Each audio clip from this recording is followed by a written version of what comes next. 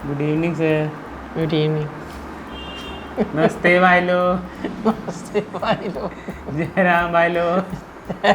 भाई लोग। बाकी जो समझ सकते हो वही वही लोग। मैं विवेक। और मैं राजीव। आज के इस एपिसोड में हम बात करेंगे कंपोजिशन के बारे में। तो आइए जानते हैं कौन कौन सी कंपोजिशन होती हैं। सबसे पहले हम रूल ऑफ थर्ड के बारे में बात करेंगे, उसके बाद लीडिंग लाइन, सब्जेक्ट के सेंटर के बारे में बात करेंगे और बाकी कंपोजिशन में सब्जेक्ट कैसे कंपोज किया जाता है उसके बारे में बात करेंगे। तो आज के इस एपिसोड में हम बात करेंगे रूल ऑफ थर्ड के बारे में। सबसे पहले तो आइए स्टार्ट करते हैं। रूल ऑफ थर्ड होता क्या है? जब दो हॉरिजॉन्टल लाइन और दो वर्टिकल लाइन आपकी स्क्रीन को 3 सेपरेट भागों में हॉरिजॉन्टली और 3 वर्टिकली 3 भागों में बांटती हैं और उनके जो 4 इंटरसेक्टिंग पॉइंट होते हैं उन इंटरसेक्टिंग पॉइंट पर आपके सब्जेक्ट को प्लेस करना ही रूल ऑफ थर्ड के अंडर में आता है। मान लीजिए अभी हम दोनों बैठे हुए हैं तो एक रूल ऑफ थर्ड पर राइट साइड में बैठा हुआ हूँ, आपके लेफ्ट साइड में बैठा हूँ स्क्रीन के, और ये बैठे हुए राइट साइड, ये राइट। मैं स्क्रीन में जिधर भी देख रहा हूँ तो समझ जाए। हाँ, हम लोग जो है इस टाइम जो रूल ऑफ थर्ड के अनुसार रूल ऑफ थर्ड को फॉलो कर रहे हैं। रूल ऑफ थर्ड को फॉलो कर रहे हैं कि एक इंटरसेक्शन पॉइंट पर मैं बैठा हूँ, एक इंटरसेक्टिंग पॉइंट पर ये बैठे हुए हैं। इसी तरीके से आपके अपर साइड पर अपर इंटरसेक्टिंग पॉइंट पर हम लोग बैठे हैं और जो लोअर इंटरसेक्टिंग पॉइंट होते हैं उन पर भी सब्जेक्ट को प्लेस करना ही रूल ऑफ थर्ड के अनुसार आता है। जनरली क्या होता है कि इन इंटरसेक्टिंग पॉइंट पर जब सब्जेक्ट को प्लेस किया जाता है तो वो जो है वेल कंपोज्ड होता है, स्क्रीन पर बैलेंस क्रिएट करता है और जो है आंखों को प्लीजिंग लगता है। ये इस रूल का सबसे ज़्यादा बुनियादी मतलब एडवांटेज है। बुनियाद नाटक बुनियाद भारी भारी शब्दों का प्रयोग। मैं एक जनरल लैंग्वेज अगर हम इसको बात कर रहे हैं, जब हम रूल ऑफ थर्ड के अकॉर्डिंग सब्जेक्ट को प्लेस करते हो एस्थेटिकली बहुत ही करेक्ट दिखता है, हमें आई कैचिंग होता है, अपीलिंग होता है।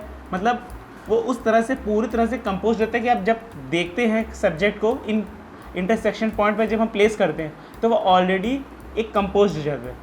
जैसे अगर इस समय में एग्जाम्पल के लिए देखिए तो एक इंटरसेक्शन पॉइंट पे मैं बैठा और दूसरे इंटरसेक्शन पॉइंट पे ये बैठे हुए हैं, तो अगर आप देखेंगे तो ये इमेज है ऑलरेडी वेल कंपोज्ड हो गई है। यही मतलब इसका बेसिक बुनियादी है कि आप जब भी फ़ोटो खींचे या सिनेमेटोग्राफी करें या अपने वीडियो बनाए या कुछ भी कंपोज करें अपने फ्रेम के अंदर अपने सब्जेक्ट को जब भी फ्रेमिंग करें वो इन इंटरसेक्टिंग पॉइंट पर ही रख कर फ्रेमिंग करें।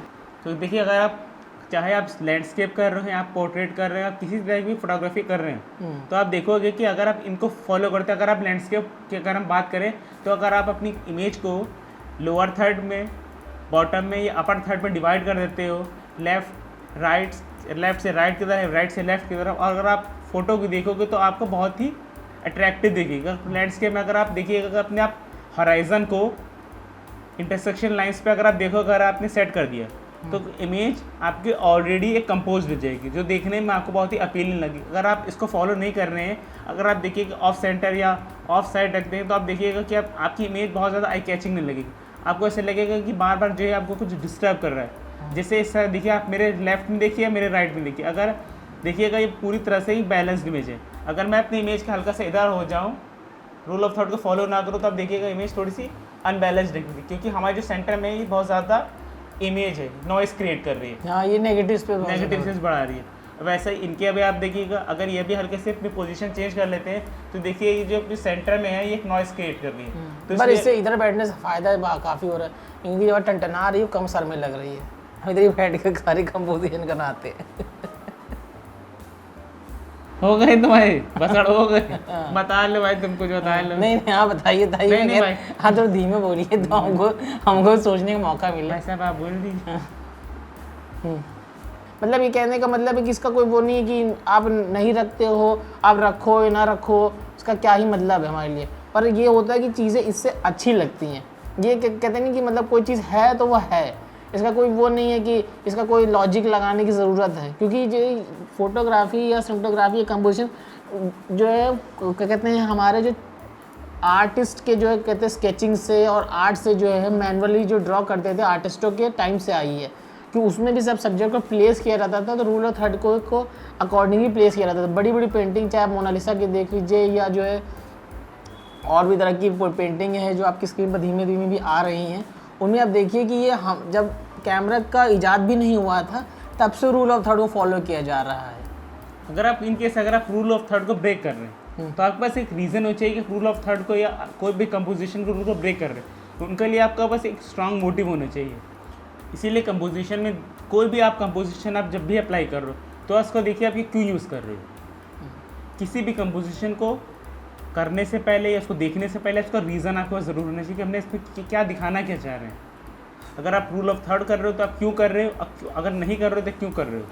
तो इसके लिए आपके हर कंपोजिशन के लिए एक रीज़न दिया जाता है कि हाँ ये इसको एस्थेटिकली बहुत ज़्यादा करेक्ट है, अगर आप नहीं करोगे तो ये ज़्यादा इमेज अच्छी नहीं लगेगी। अगर आप फॉर एग्जांपल के लिए अगर आप कोई इमेज नॉर्मल क्लिक कर रहे हो, कंपोजिशन का कोई रूल फॉलो नहीं कर रहे हो, तब आप देखिए और एक कंपोजिशन का एक रूल फॉलो करके जो इमेज क्लिक की जा रही है या वीडियो बनाया जा रहा है, तो आप देखिए दोनों में आपको बहुत ही ज़्यादा ज़मीन आसमान का अंतर दिखेगा। इसीलिए हम लोग कहते हैं कि आप कंपोजिशन के रूल को फॉलो कीजिए, क्योंकि आपकी इमेज वो ऑलरेडी बहुत ज़्यादा बैलेंस्ड हो जाती है, आपको कुछ ज़्यादा एफर्ट करने की ज़रूरत नहीं पड़ती है। और मान लीजिए आप सेंटर रूल को फॉलो करते हैं कि आपने सब्जेक्ट को प्लेस करते हैं, तो वो सिचुएशन में आपका सब्जेक्ट सेंटर तभी होगा जब वो सिंगल हो तब, और उसका सेंटर में होने का अगर रीज़न होना चाहिए कि सेंटर में आप रख रहे हो, आपको आसपास के इन्वायरमेंट को नहीं दिखाना है, तब आप उसको सेंटर में अगर रखते हो और आपको आसपास के इन्वायरमेंट को नहीं दिखाना है, तब तो वो रीज़न वैल्यूबल है और उसको हाँ आपका जो मेन सब्जेक्ट आपका सेंटर में जो बैठा है वही मेन सब्जेक्ट है, आसपास के इन्वायरमेंट से आपको कोई मतलब नहीं है, तो आप उसको तब सेंटर बैठाते हो तो वो सही है और वो आपको एस्थेटिकली भी अच्छा लगेगा।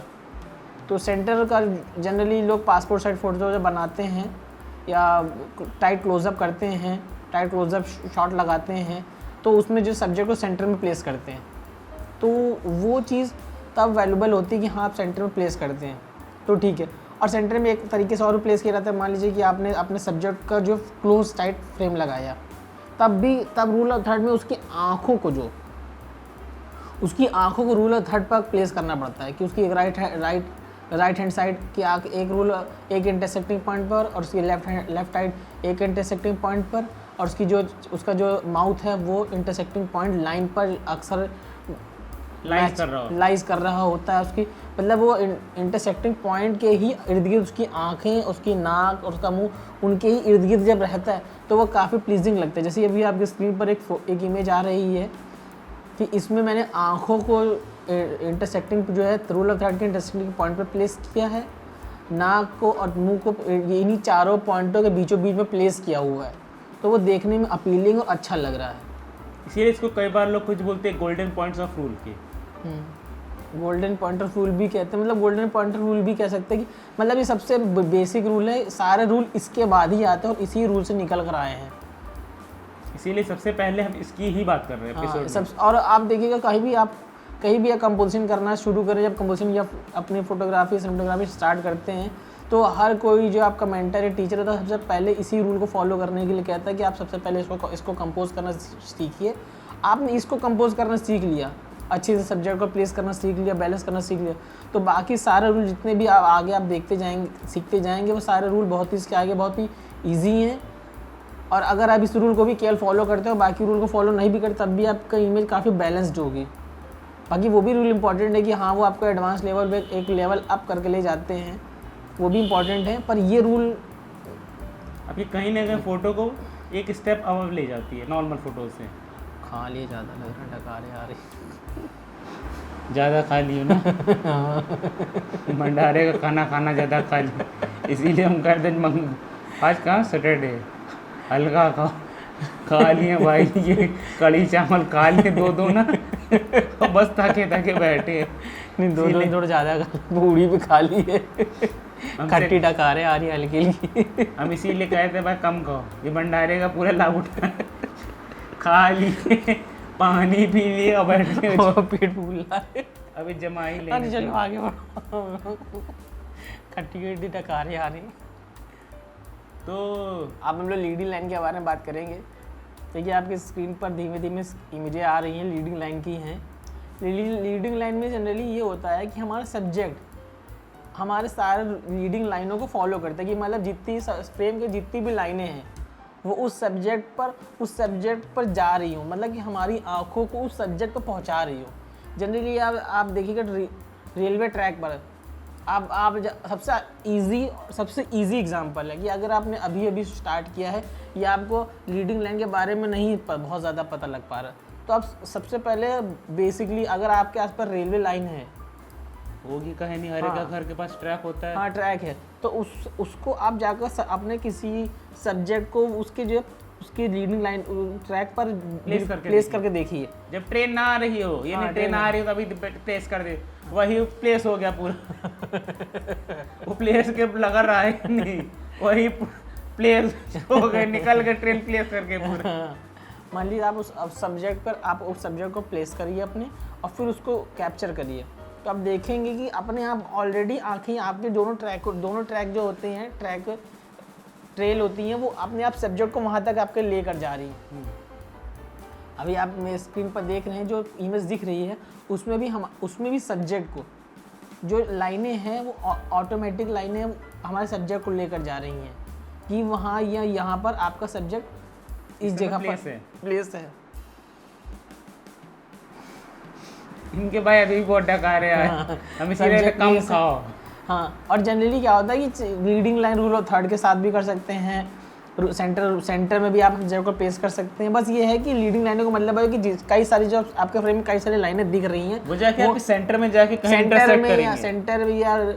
सेंटर में मतलब आपके सब्जेक्ट तक के वो आपकी आंखों को ऑटोमेटिक पहुंचा रही, और उससे एक डिस्टर्बेंस क्रिएट नहीं हो रहा, इमेज क्रिएट नहीं हो रहा, बल्कि वो आपके सब्जेक्ट को और जो है इन्हांस करके उसकी खूबसूरती को बढ़ा रही हैं। लीडिंग लाइनों को ये जनरली होता है। हाँ, और कंपोजिशन के बारे में, जनरली कंपोजिशन का एक बैलेंस्ड होना चाहिए। और सबसे इम्पॉर्टेंट बात, आप सारे रूल को अगर फॉलो कर रहे हैं, उसके बाद भी सबसे इम्पॉर्टेंट बात ये होती है कि उसके बाद भी आपका जो सब्जेक्ट है वो आपकी नेगेटिव स्पेस मतलब कि आपका मेन सब्जेक्ट जो है, जैसे हम लोग इस टाइम अपने फ्रेम के मेन सब्जेक्ट, तो हमारे आसपास की जितनी भी स्पेस है, ये खाली स्पेस, ये नेगेटिव स्पेस होती है, और हम दोनों जो बैठे हुए जिस स्पेस में बैठे हुए वो पॉजिटिव स्पेस है। तो हमारे सब्जेक्ट के साथ हमारा मेन सब्जेक्ट क्या है वो पॉजिटिव स्पेस में होगा।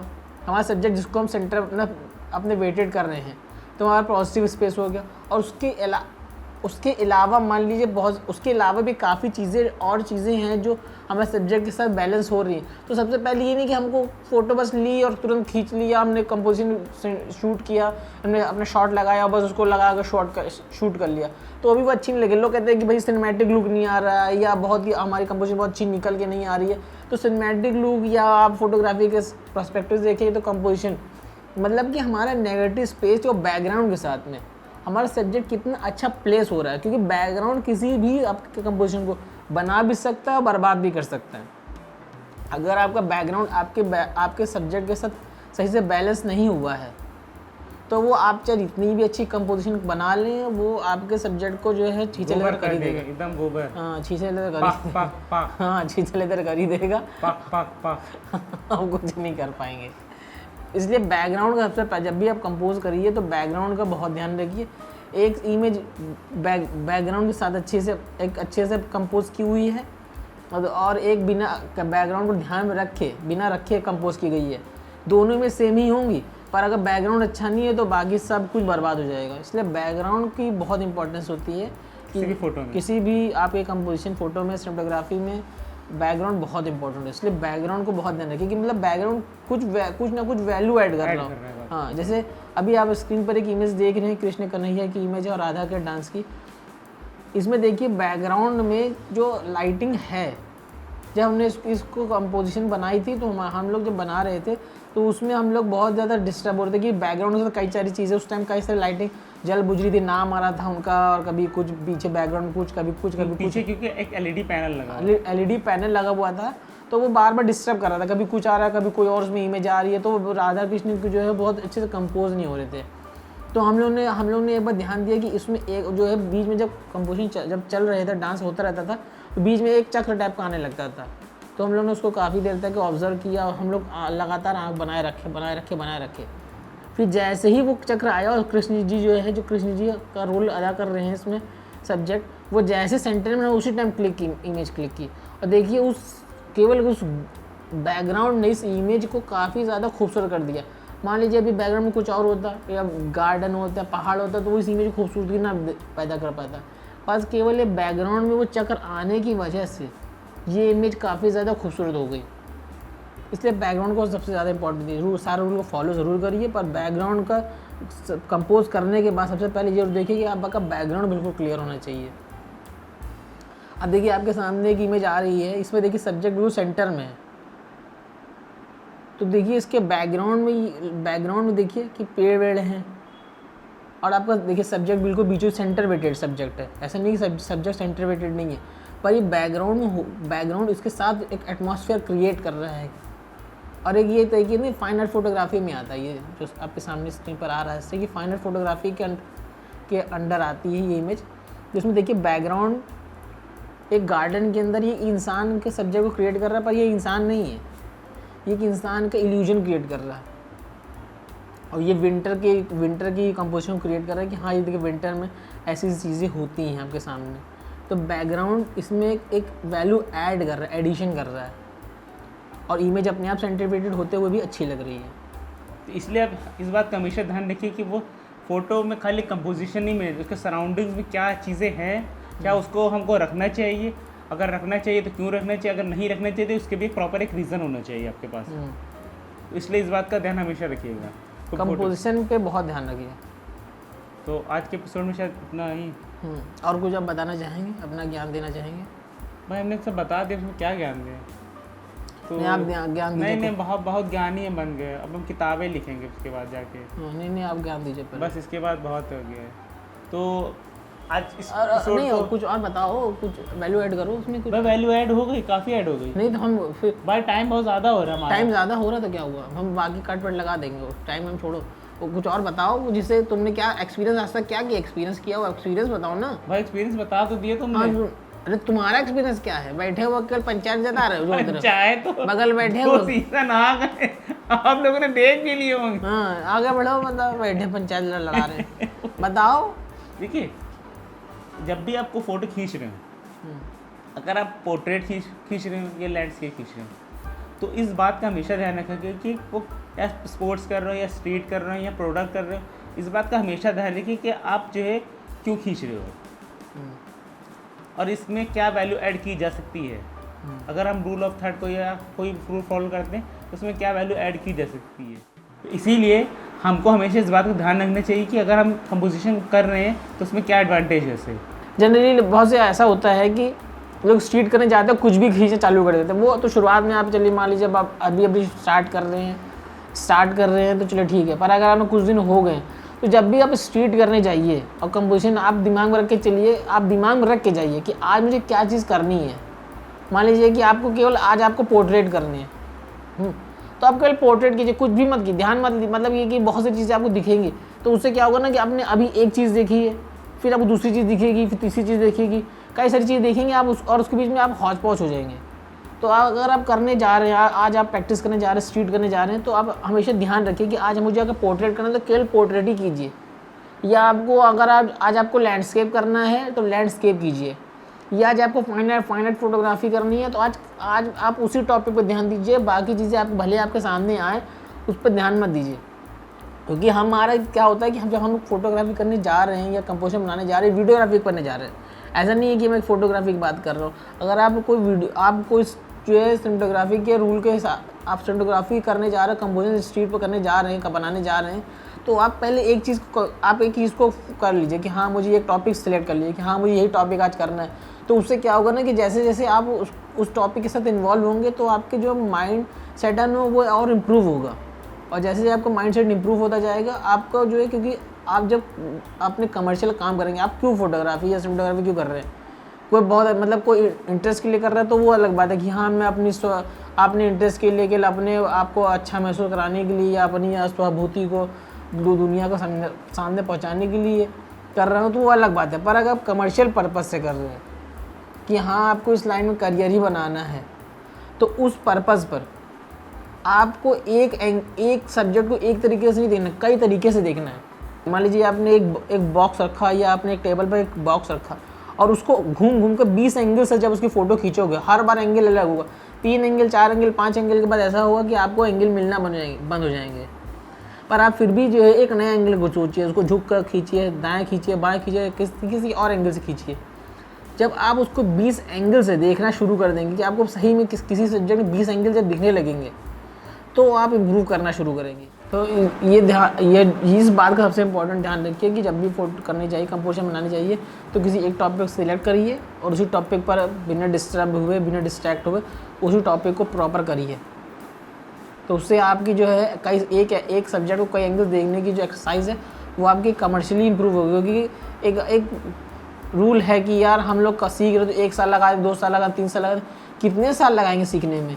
तो उस बात से बचने के लिए, क्योंकि जनरली आपने अगर कैमरा ले लिया, सब कुछ ले लिया और आपने इस लाइन करियर बनाना शुरू कर दिया, तो आप प्रैक्टिस कितने साल करोगे? 1 साल करोगे, 2 साल करोगे, आप सोचोगे यार 1-2 साल कर लिया है तब थोड़ा सा जो इनकम होना शुरू हो जाए। तो उस 1-2 साल के प्रोसेस में आप अपने माइंड को डेवलप करना भी ज़रूरी है कि आपने आप माइंड को डेवलप ही नहीं किया है तो आप फिर जब कहीं सब्जेक्ट को करने जाओगे तो कुछ बंदों को जो सबको चीज़ कॉमन एंगल दिख रहे हैं वही आपको कॉमन एंगल अगर दिख रहे हैं तो आपकी स्किल कैसे बाकियों से अलग होगी। एंगल अलग तरीके से एंगल को देखना बहुत ज़रूरी है और सब्जेक्ट खूबसूरती के साथ कंपोज करना, सारे रूल के साथ कंपोज करना बेहद ज़रूरी है। अगर आप वो नहीं कर पा रहे हो तो बाकियों की स्किल में और आपकी स्किल में क्या फ़र्क रहेगा?